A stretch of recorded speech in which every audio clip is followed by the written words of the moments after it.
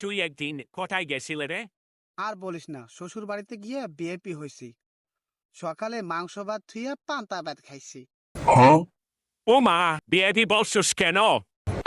আরে আমি প্লেট নিজে ধুয়ে খাইছি। সবাই ভাবছে আমি খুব ভদ্র জামাই। ও, শ্বশুর বাড়িতে গেলে কি তোরে সোনা দানা দেয়? না রে ভাই, শুধু জামা কাপড় ধুইতে দেয়। আমার শ্বশুরও বলে, ভাবছি আমাদের মেয়েদেরকে রাজকুমারীর মতো রাখবো।